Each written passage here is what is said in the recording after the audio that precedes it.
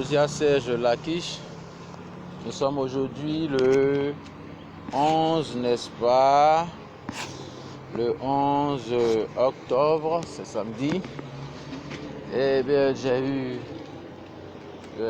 comme toujours, une nuit très difficile, mais peut-être moins difficile que les autres. J'ai pu dormir un peu. Et je suis réveillé ce matin avec une réflexion basée sur certaines choses, comportements. Alors la question c'était la motivation. La motivation, ce qui fait ma pensée du jour et qui m'amène à un rapport de force qui prenne pour moi le sens de cette formule que les gens appellent la loi du plus fort. Mais avant d'en arriver à cette formulation de la loi du plus fort, je suis parti sur un concept de l'intérêt. J'ai vu quelqu'un en train de manifester un comportement qui sous-entendait l'intérêt qu'il avait pour l'objet de son attitude. Et je me suis dit, moi, JSL, je préfère, après un parcours, le parcours que j'ai, qui est le mien, plutôt conserver l'idée d'être amoureux. Je préfère être amoureux plutôt que seulement être intéressé. Parce que je ne vais pas me priver de mon amour pour seulement mon intérêt.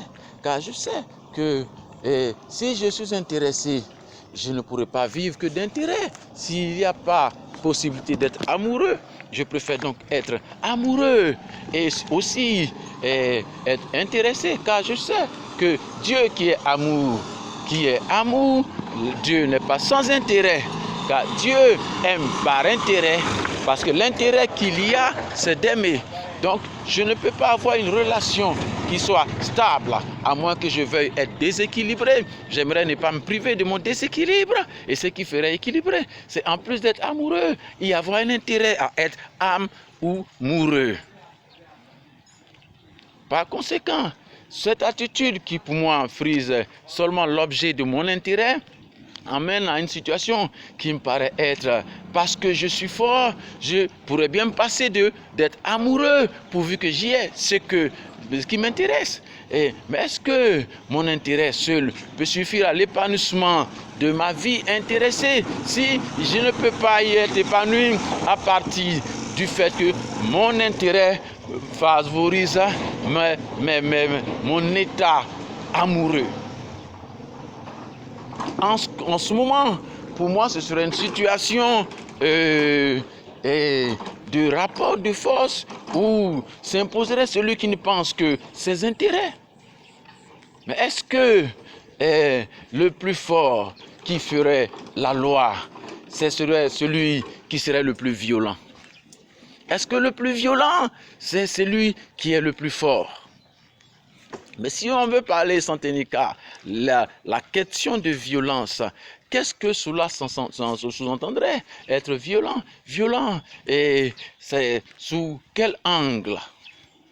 Parce que de mon point de vue, moi, cet homme qui n'aspire qu'à être amoureux, la violence peut s'interpréter du point de vue de ma capacité à obtenir un objectif de qualité.